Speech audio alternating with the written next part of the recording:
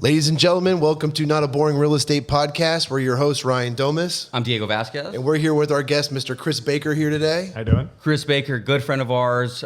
He works with Keller Williams, not necessarily for Keller Williams. I know that he's a business developer, contractor, so he actually helps out many agents across the board, all through Southern California. Very happy to have you on the show today. Thanks, buddy.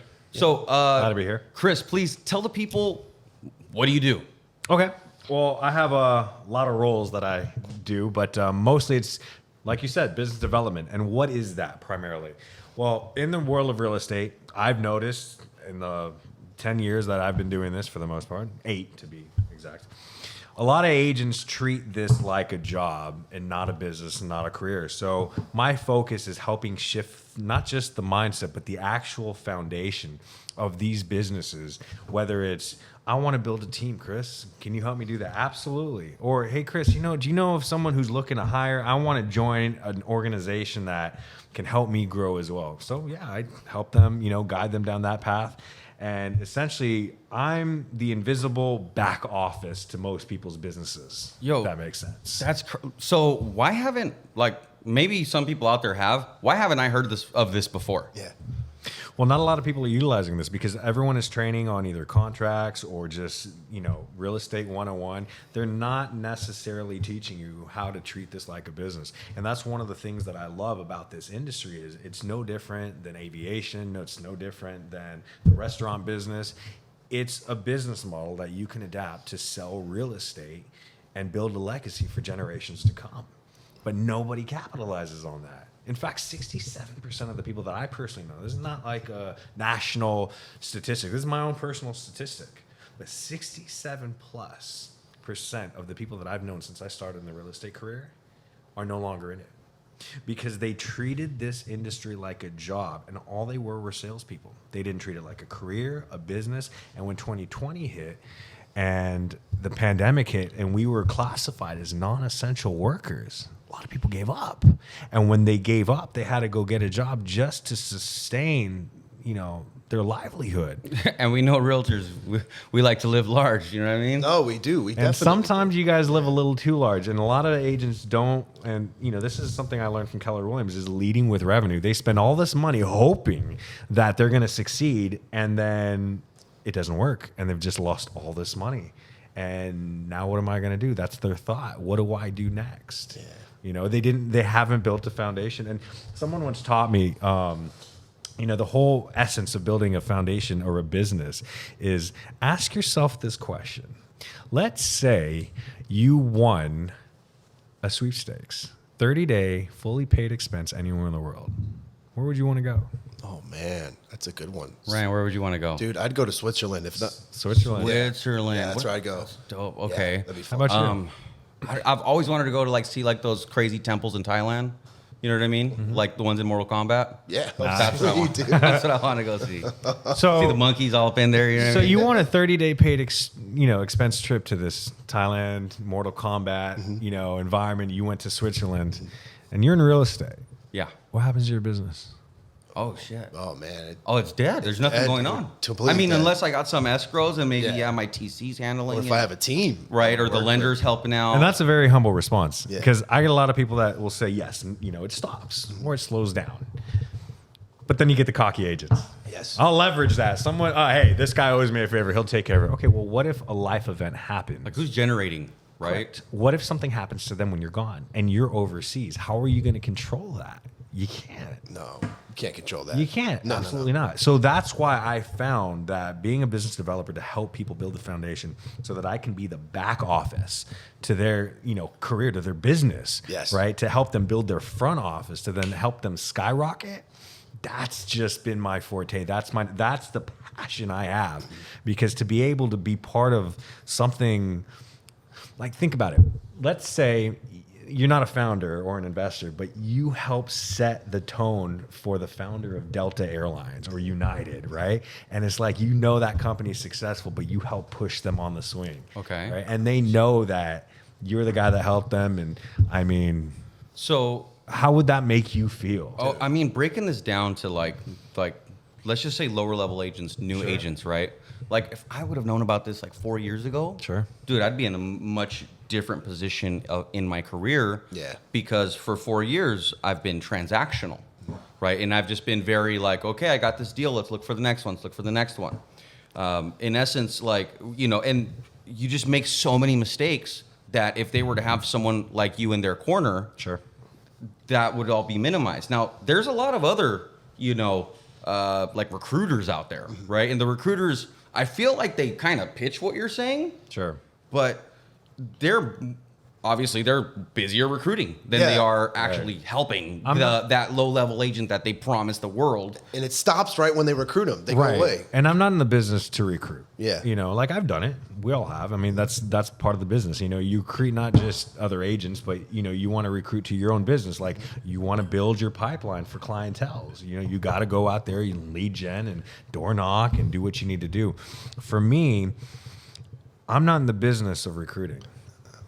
For me, the way I look at it is I'm in the business of changing lives, you know, and you have to be, because the most successful agents I've seen out there on the field, they're the ones that truly, truly care about their clientele. They want to change lives. Like, have you ever been in a position where you helped a buyer buy a house that they didn't think they could qualify for? Damn.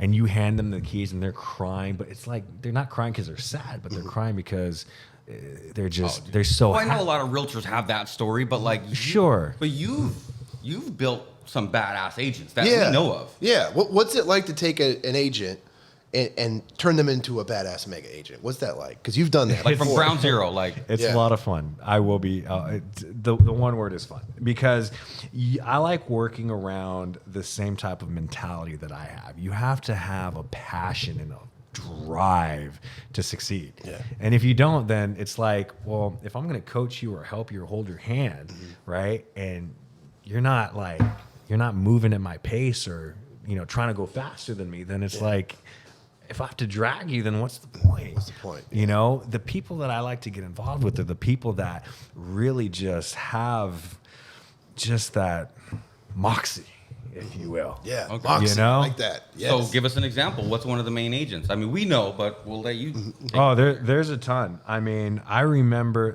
there's an agent in 2006. I won't mention any names, but Sure. he was brand spanking new. So, you know, I helped get him through. This is training. an 06.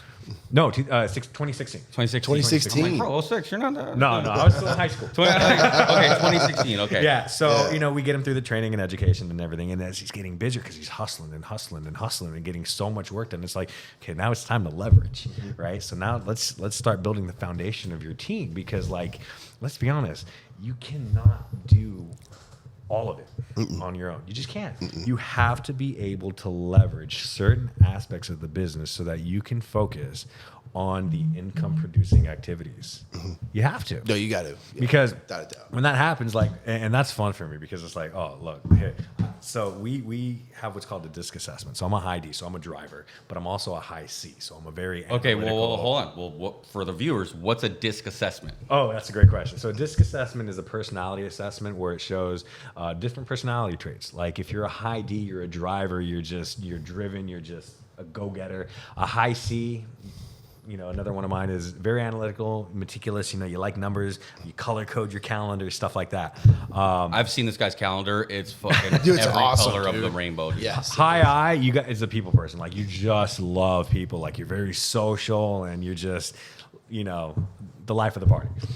S stands for steady, sturdy. You know, just you're right there. You're focused, but you're not really that high C. So I fit in the high D, high C standard. So my high D kicks my high C's ass and vice versa. Okay. So for me, like to be able to do the numbers and like get all the systems and places in place for all these agents, that's fun for me. And then to pre-qualify, like for instance, let's say you're like, Chris, I'm looking for a buyer's agent. I need someone who's done 2 to 5 million and up, because like I need people who are just go-getters that have that mentality. Well, I pre-qualify everybody. And that's fun for me because I get to not only network, but let's say I find an awesome candidate.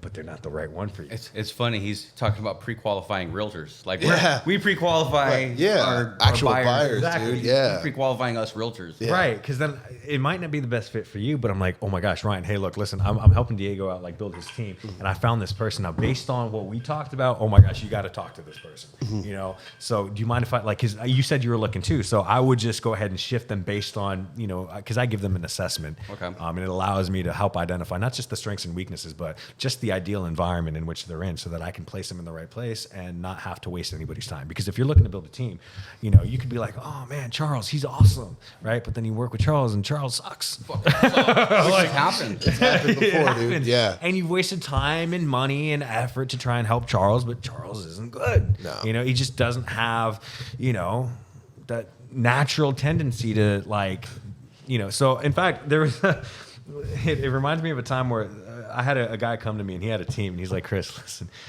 I need help. Like my team, like I love my team and I love everyone on it. Like they're great people, but they're just something's not happening. Like there's something missing.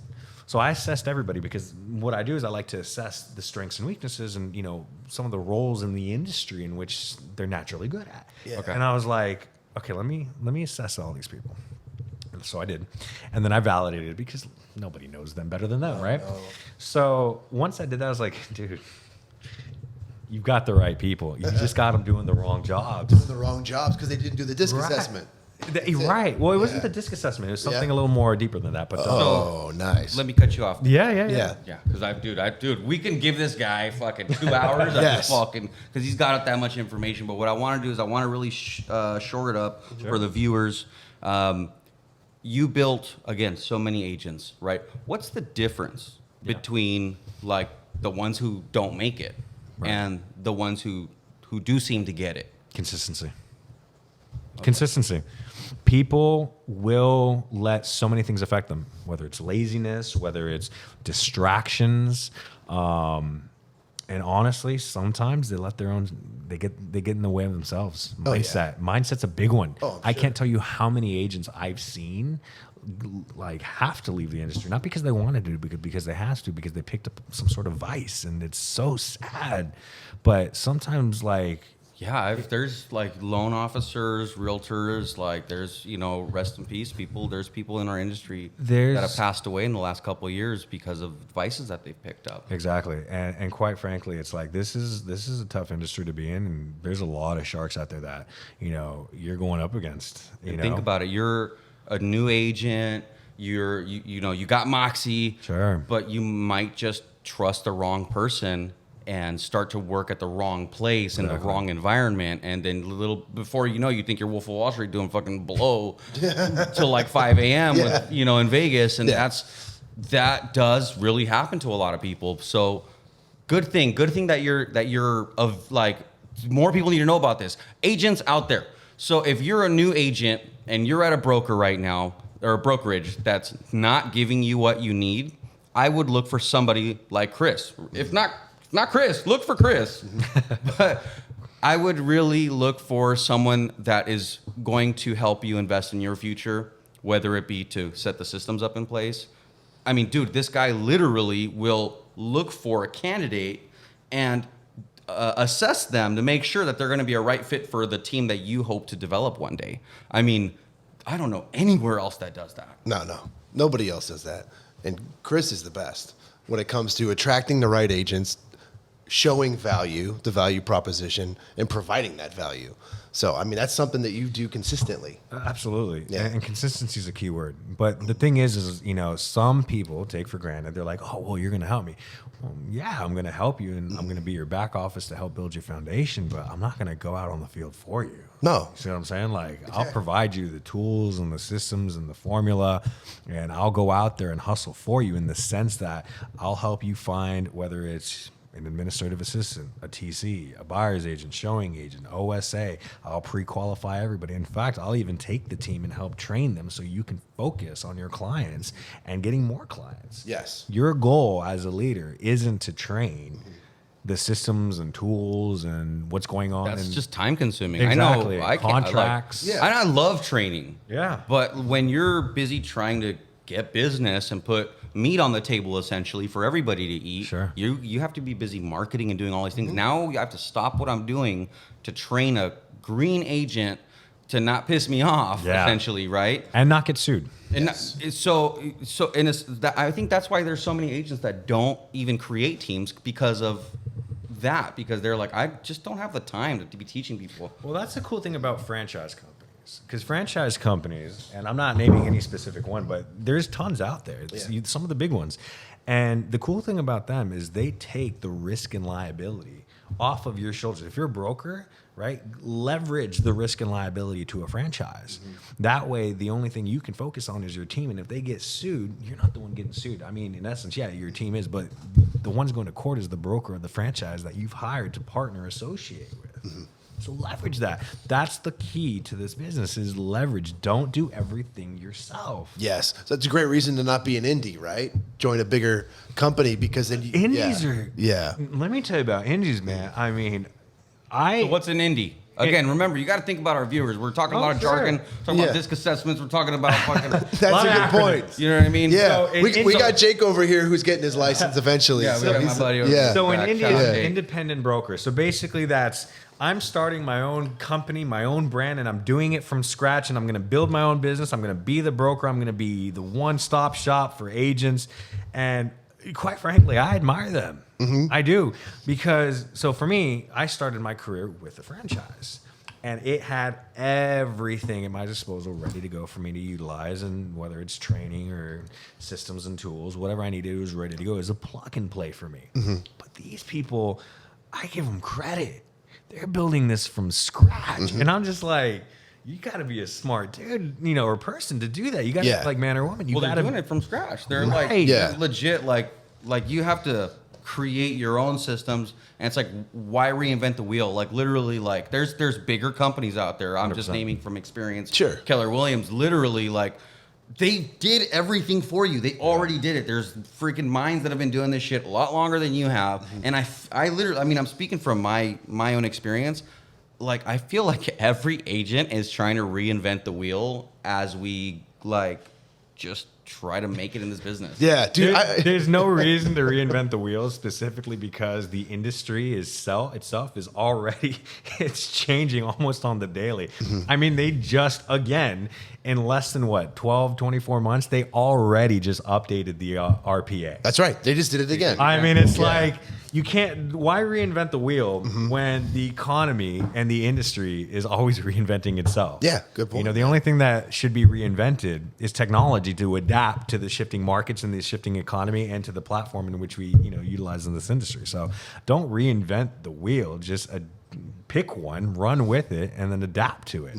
Because in this industry, it's not about survival. It's about adaptation. If you can adapt and grow with the ever so changing industry that we're in, then yeah, you'll be successful. But other than that, don't reinvent it. Don't waste your time doing that. And Fucking cheers Yeah. to that. Yo, cheers to that. So when I introduced these guys to each other, I thought the world was going to explode because they're basically like the same guy. It was like crossing the streams in Ghostbusters. Like the whole world was just going to go poof because they're so good over the phone. You got you guys are both like Jerry Maguire's over the phone making deals. Show me the money. Show me the fucking money. But you're so good at that. But you got a good heart and you're constantly putting value. People see you and they're like, dude, Chris Baker, like he's one of the Chris best Baker's got a team leaders name that in the Keller business. Williams ever had. Like we know the names of the careers that you built, and they're what the number one agents in San Clemente, number one agents in South Orange County. I appreciate that. And they started with you. well, Dude, the funny Ryan. thing is, thank you, Ryan, first of dude, all. Ryan's like That he's was- a good. That was. Thank you. That's actually Hats that's really off to kind of Ryan. you I'm to say telling you, that. man, you're the kingmaker. Dude, when Ryan's like, you got to meet Chris, I'm like, who's this guy, Chris? Thank you, brother. Appreciate it. Here, I'll do you. So when Ryan, cheers by the way. Oh, yeah, Thank you, cheers. bro. So Oh, yeah. when Ryan's like, you got to meet Chris, and it's funny, we are like the same because in my head I'm like, who the fuck's this Chris guy? Like, why do I got to meet him? I don't want to fucking meet him. Like, I don't care about meeting some guy named Chris from Yeah. And when I met him and I heard him talk, I'm like, oh, he's the real deal. I'm like. And it's funny because we were both like, yeah, like we're talking about efficiency and time. Like I just don't have time to deal with agents that aren't on my pace. Exactly. Right. So when it comes to coaching, I've coached a lot of agents myself for sales, like cold calls, hey, cold call mastermind. Well, actually, it's probably going to be done by the time this airs, right? It might. We'll let you know how it went. But I think the biggest thing for me is I have to be efficient with my time. So if someone is wasting my time, then I'm going to be very blunt with them. Damn right. I heard the bluntness in his voice, basically saying, "Why the fuck am I meeting Diego?" Yeah, no, that's what I loved, because you said the same thing. Why the fuck am I meeting Chris Baker? And I was like, no. I'm not going to tell you guys why. That's the thing, is there's no... Cheers, bro. Here you go. Hey. Cheers. So for me... Ooh, that's really good. Oh, yeah. He knows what's good. Wow, this is the most delicious thing I've ever... That's awesome. Anyways, so the thing for me is there's no time in this industry for bullshit. There isn't. And if you are... and you feel like you're gonna, oh yeah, let's just shoot the shit. Hey, meet me at the water cooler. It's just, dude, don't waste my time. No, yeah. And the thing that fuels me for this industry is passion. And I think that's what people see. Which again, you guys have said some really kind words about me, and it's much appreciated. But it's truly the passion that allows me to succeed. Because there's not a day's work for me when you love what you do, and that's so cliche. But nonetheless, for me, it's getting up every morning and changing lives. It's just, and in fact, that's one of the reasons that, I joined real estate, because it's an industry that allows you to give back to the community and to the people. And it's just, that's something I could never put a price on. When you're changing someone's life, to me, that's incredible. Dude, it is. And so, like, to meet someone like... That's your Miss America answer. Yeah. Oh, it really is, man. No, but in real terms, like, for me, one of the things that you're going to get is I'm going to give it to you straight, because, like, there's no time to, like, sugarcoat things, It's like, oh, yeah, you're going to make it. It's like, no, look, let's be real. Let's see what you're doing. We got to break down not only your goals, but what is it that drives you? And everyone asks the questions in all these big companies, what's your big why? Which is a very important question, yes.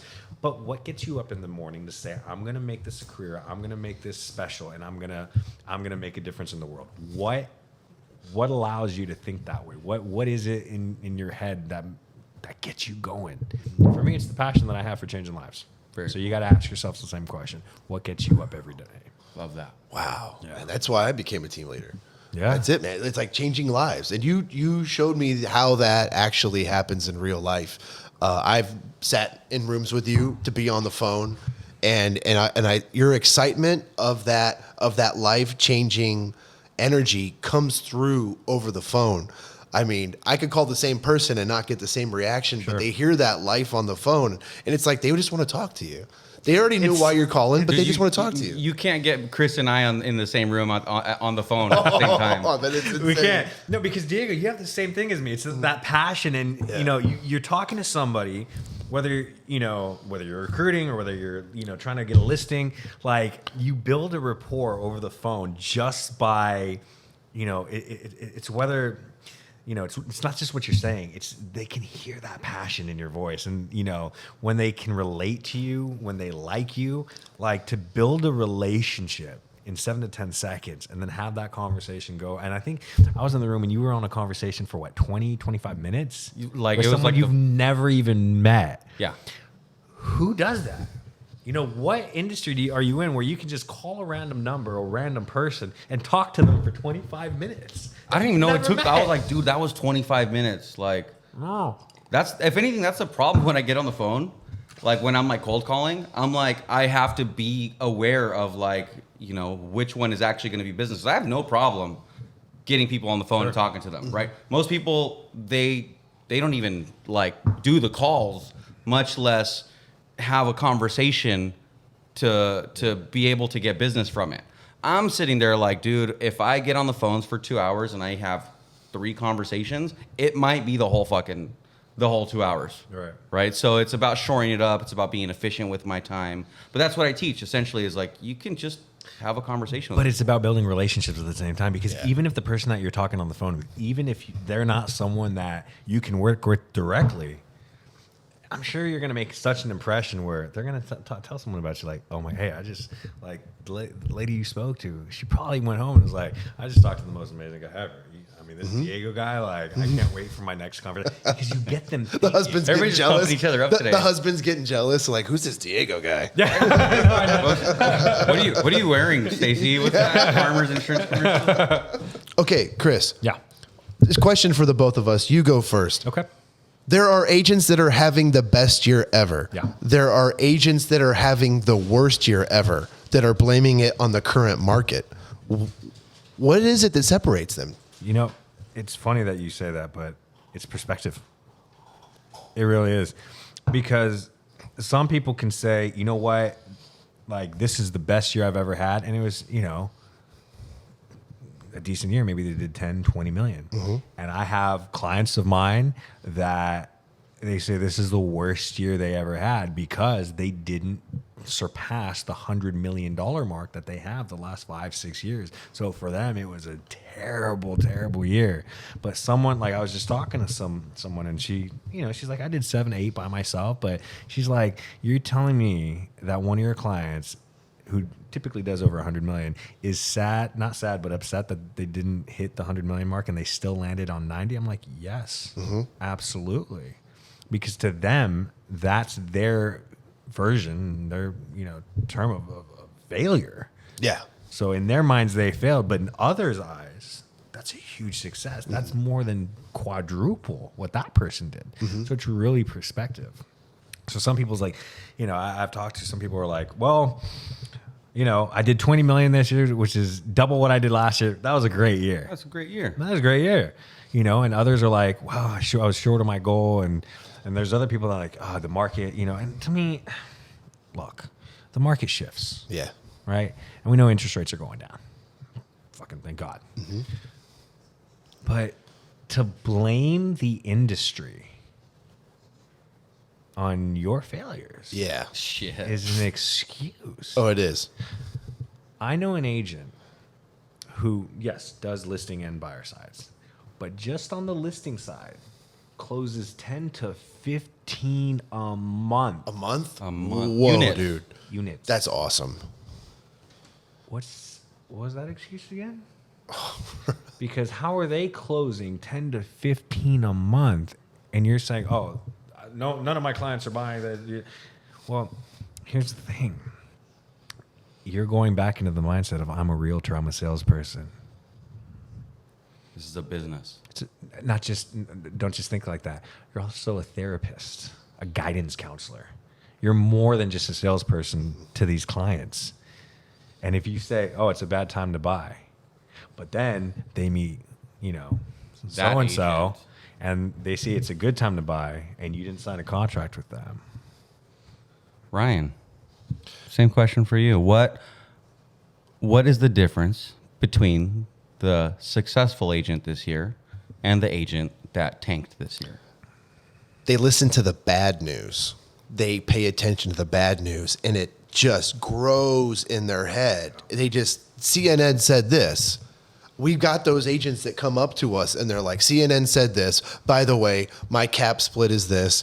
I've got 10 reasons why my business is so bad right now. And then I can shout out these two people here. Eric Kaiser, a.k.a. Gator, who had our friend Gator had the best year he ever had. Gator, if you guys ever watched, was it The Good Guys? Yeah, what is it? The other guys. The other guys, right, Jake? Other guys. Yeah. Look up Yeah. the other guys. Gator, this is our buddy. He's a realtor. He's a great realtor. Yeah, had the best year he ever had. And then AJ Chopra, another friend of ours, best year he ever had. Sure. And it's because they're not listening to the bad news. In fact, these guys are so motivated that they went, I see all the other agents talking about the bad news. That gives me fuel to do even better than them. 100%. Yeah, Of course. that's it, man. 100%. It's listening to that bad news and let it just grow in your brain. Yeah. Yeah. What do they say? How does a ship sink? I don't know. By the water, letting water in. Oh, you let it in. Yeah. So that That's it. water that gets in is what sinks it. Hey, you saw Titanic, right? Oh, that makes sense. Now I know how And I'm it's sure I'm paraphrasing. I'm sure somebody said it way better than I did, but that essentially is That's what's a good happening. point, man. Yeah. And at the end of the day, to piggyback off what you said, that's what they're using to educate themselves. And education in this industry is huge. And, you know, some people, and I've dealt with agents. Well, when it comes to that. Tell me about those agents because I've How do you feel? I've heard that you feel that agents are the most like organized bunch in the world. Yeah, tell us about how your agents are the most organized bunch, your favorite people in the world. The ones I'm dealing with are starting to become organized, but let's be honest. Nobody in this industry is as organized as they should be. I'll say that. Well, I mean, Yeah. like Ryan Serhant. You Yeah. can always be more organized. Always. Even if you think you're organized, you can always be a little bit more organized. And, you know, for me, it's all about time management, color coordination, and sticking to a schedule. For me, that's how I stay organized. It's Name a realtor, and maybe not name. The most unorganized realtor that you've ever had. all of them. All of them. That was the best answer, dude. That was the best answer, dude. No, like realtors are the best at making excuses, the best at being unorganized, and the best at making up any reason to not execute, right? when they're He's gotta like tell you. knocked out, they're asleep till like noon because they were partying the whole night before, and then somebody calls them, they don't answer, and they're like, "Sorry, I was in a meeting." Yeah, yeah. You're out there. I know who you are. You stop saying you're in a meeting. I'm at the bar across the street. I see you. Yeah. Yeah. Hey, don't bullshit me. You are No not in a bullshit, meeting. man. You're at the bar. Yeah. Chris, Yeah. what type of agent should clients stay away from? Wow. That's a great question. Yeah. So, I'll tell you this, and in my experience and from what I've seen, it's the one, and they're hard to tell because they can be tricky, but it's the ones that are in this industry just for the money. They don't give a shit about their clients. And it's happened to me. There was a time where I was on the buyer side, and I had a client. We went to go see a house. The showing agent showed up 30 minutes late in an Uber, looking like shit. Whatever, doesn't matter. We're not there for him. We're there for that. So we look at the house. I'm like, okay. What do you think? He's like, this is it. Okay. Write up the offer. It's me, my client, his banker, all three of us. Oh shit. Write up the offer. You ready for this? Yeah. All cash, 30-day close, at asking price. Yeah. Realistic. Cash offer? Usually cash offers are lower. Wait, Yeah. when was this? This was what year? 2017. Oh, Okay, shit, so yeah. no, that's a great offer. That's a an great offer, amazing dude. offer. Yeah. Yeah. Perfect offer. No one responded. Whoa. It sold a month and a half later Whoa. for $700,000 less.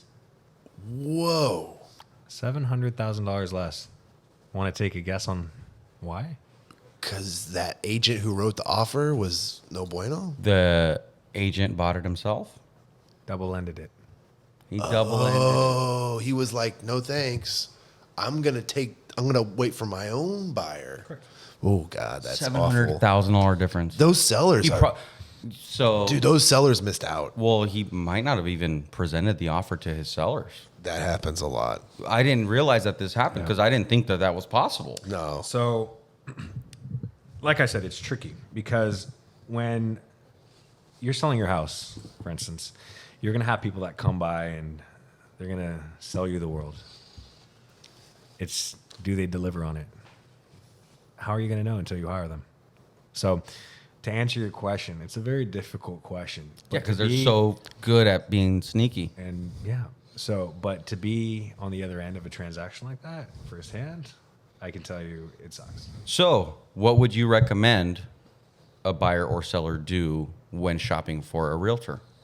Ask questions in terms of like, for instance, when you go buy a car, right?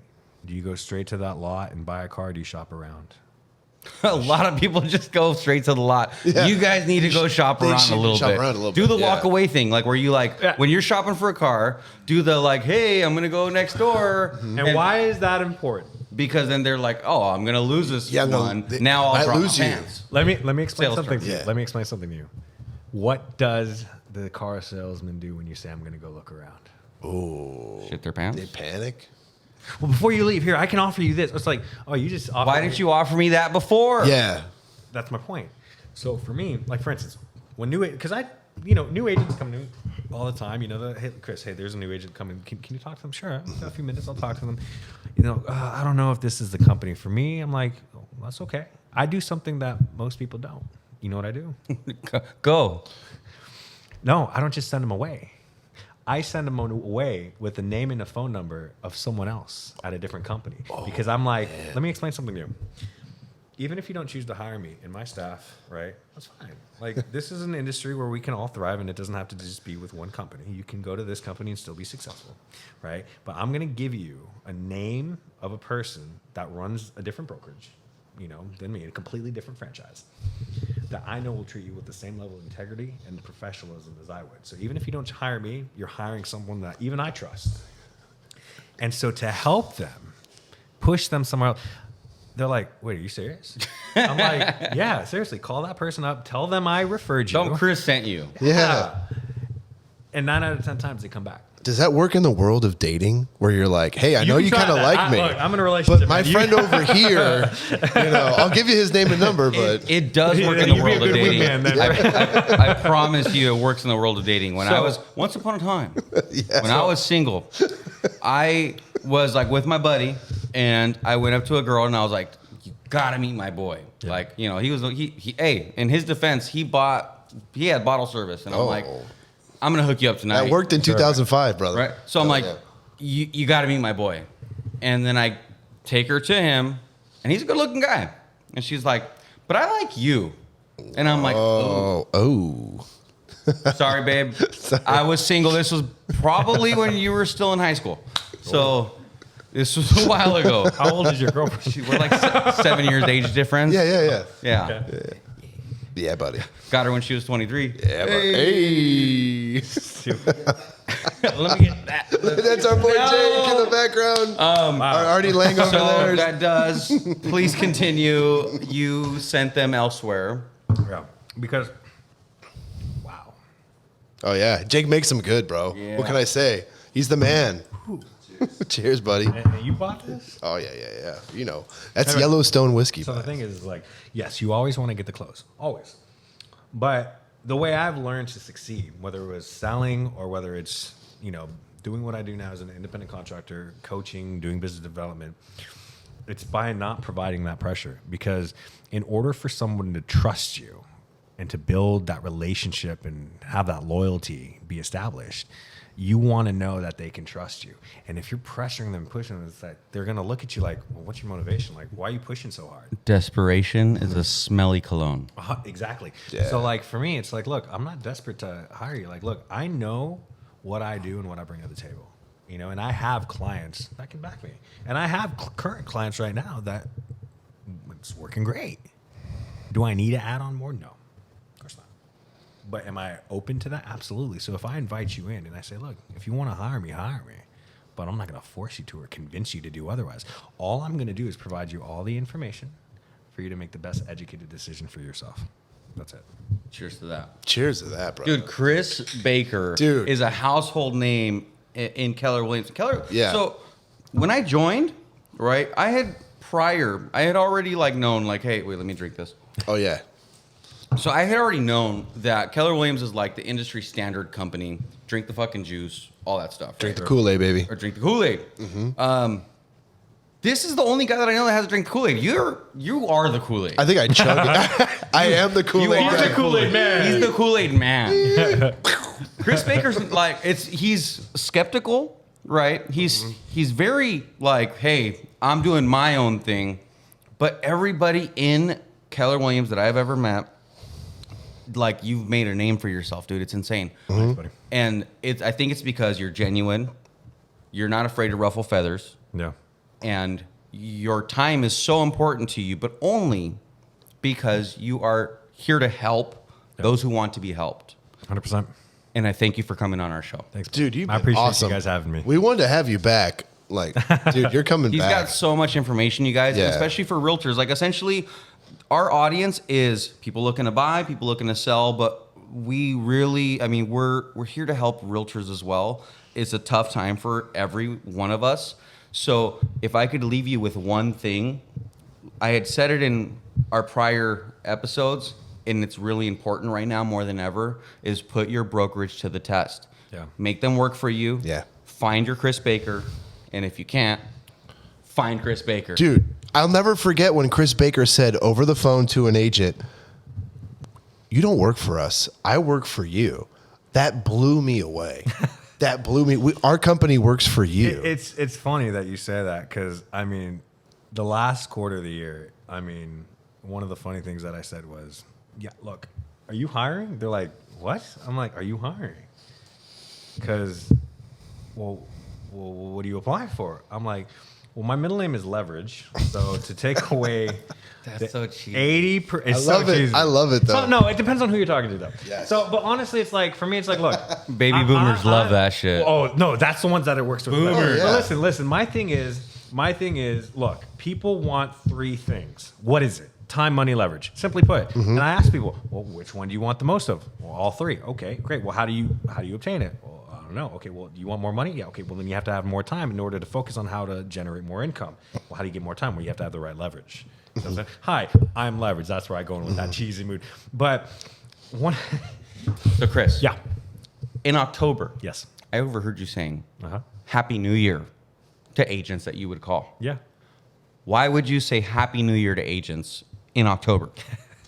Because if anyone knows anything about real estate, everything that you do now will reflect somewhere between 30 to 90 days. So He's future man. you have to look ahead. So just because, it's like January, I'm going to kill it. Okay, well, you're probably not going to have, unless you have a pipeline that you've established months and months before, you're probably not going to have, like, let's say you're starting in January, you're probably not going to have a closing for at least 30 to 90 days. You see what I'm saying? So when I told people, it's like, well, what are you talking about? It's October. I'm like, not in real estate. We're on January 4th, baby. Bro. And then they think, they're like, shit. Shit. You got a point. Shit. You got me, dude. What does that establish? He knows his shit. Yeah, he knows his shit. He Yeah. knows it. Everything's And 90 you do days that ahead. in less than 10 seconds. Yeah. Literally. Oh, damn. So for me, that was fun. Happy New Year. Hell Happy yeah. New Year, bitch. Yeah. And then the week of Thanksgiving, Yeah. you were like, wow, I can't believe you must be an amazing agent because most agents don't pick up the phone the week of Thanksgiving. And they were like, oh, It was yeah. just so fun. It was They love it was this just guy. that. It was just like, well, because the funny thing is, it's like you really got to break the ice with these people because it's like, you got 7 to 10 seconds to make an impression, keep them on the phone, and then yet alone sell yourself. You know what Yeah. I'm saying? But it's like, look, I'm here to network and build a relationship, and if I can help you out in this industry, then I've done my part to help the industry. You know what I'm saying? Well, and people say, well, how's that help you? Well, see, it's a passion for mine. It's like Michael Jordan, when he shoots a basket, yeah, he scores a point. Yeah, he could win the game, but he doesn't always win the game. But he probably feels good making each basket, right? So for each person that I help, it makes me feel good. Well, then how do you get paid? Well, not from you. Like the company that I've contracted with pays me. If anything, you're hiring me and the company to be your back office. So you're contracted by brokerages, franchises. That's awesome. To help what? To help recruit and No, get. so it's Business development. for both sides, because business development on the agent side is no different. So than- any company can hire you. think about it. So, for instance, with the project that I'm doing now in Huntington Beach, I was brought on for business development to help not just grow the market center, but find the right people to hire to create a solid back office for the agents that are already there. So the business development that I do for agents, and I'm not agents, business owners, entrepreneurs, because that's what you really are. You're not a realtor, so you're a business owner. And these brokerages, because the formula, the model, doesn't matter whether it's the sales side or the administrative side. It's the same thing. So I help grow franchises the same way I help grow businesses for individual agents and business owners, simply put. So Vince Vaughn from Swingers, that's the guy who also looks like Jake, by the way. Vince Vaughn from Swingers. Vince Vaughn from Swingers taught me how to talk to women.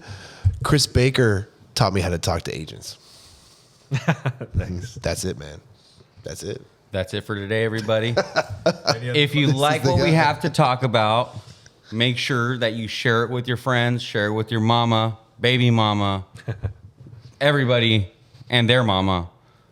Thank you so much for tuning in. So if you guys want to hear more about Chris Baker, shoot us a DM. We'll get you connected. The kingmaker in real estate. You're fucking welcome. That's right.